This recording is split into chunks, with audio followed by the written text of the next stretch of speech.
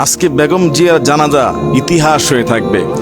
মানিক মিয়া অ্যাভিনিউতে ওনার এই জানাজায় দল মত নির্বিশেষে রাজনীতিবিদ সরকার থেকে শুরু করে সবাই যেভাবে প্রেম আর ভালোবাসা দিয়ে শেষ বিদায় দিলেন, সত্যি চলে গেল ৮০ বছর বয়সী সাবেক এই প্রধানমন্ত্রী বেগম খালেদা জিয়া।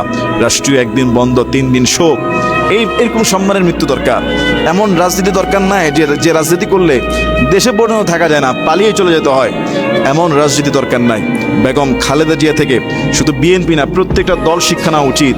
স্বৈরাচার হলে, জুলুম করলে মানুষ পালিয়ে যেতে বাধ্য করবে, দোয়া তো করবে না, মানুষ উল্টা গালি দিবে। এদেশের অনেক বড় বড় নেতার জানাজা নাকি হয়েছে খালি, আবার অনেকের জানাজা হয়েছে হাজার হাজার লক্ষ লক্ষ মানুষ। হাদি ভাইয়ের জানাজায় ইতিহাস হয়ে গিয়েছে, বেগম খালেদা জিয়ার জানাজা ইতিহাস। এবং তার প্রতি মানুষের যে শ্রদ্ধা, যে ভালোবাসা, যে সফট কর্নার। ওনাকে চিকিৎসা দিতে দেওয়া হয় নাই বিদেশে, ওনাকে অন্যায়ভাবে বন্দি করে রাখা হয়েছে, ভিআইপি মর্যাদা জেলখানায় দেওয়া হয় নাই, ক্যান্টনমেন্টের বাড়ি থেকে বের করে দেওয়া হয়েছে। আইনমন্ত্রী আনিসুল শেখ বলেছে যে বিগত সরকার তাকে খাবারের মধ্যে বিষ প্রয়োগ করে আস্তে আস্তে তাকে মৃত্যুর মুখে ঠেলে দিয়েছে। এরকম নোংরা রাজনীতি বাংলাদেশে হয়।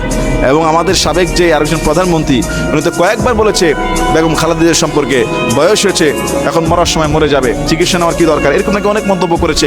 পদ্মা সেতু থেকে ফেলে দেবে, অনেক বাজে বাজে মন্তব্য করেছে। বাংলাদেশের মানুষের রাজনীতি এতটা নিকৃষ্ট মানের। বেগম খালেদা জিয়া থেকে শিক্ষা নেওয়া উচিত। আপোষহীন এক নেত্রী ছিলেন, দেশপ্রেমে দেশকে বিক্রি করেন নাই।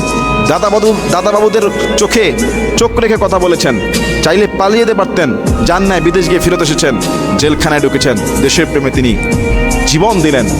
তার এই আদর্শ শুধু বিএনপি না, প্রত্যেকটা দল ধরে রাখা উচিত, যাতে মানুষ মারা যাওয়ার পরে সবাই তার প্রশংসা করে, বদনাম যেন না থাকে। বদনাম ভুল ত্রুটি মানুষের থাকতে পারে কিছু, আল্লাহ যেন ওনার ভুলগুলো ক্ষমা করে দিয়ে ভালো জিনিসগুলো কবুল করে। এবং উনি ছিল আলেম ওলামাদের প্রতি সফট কর্নার, ভালোবাসা।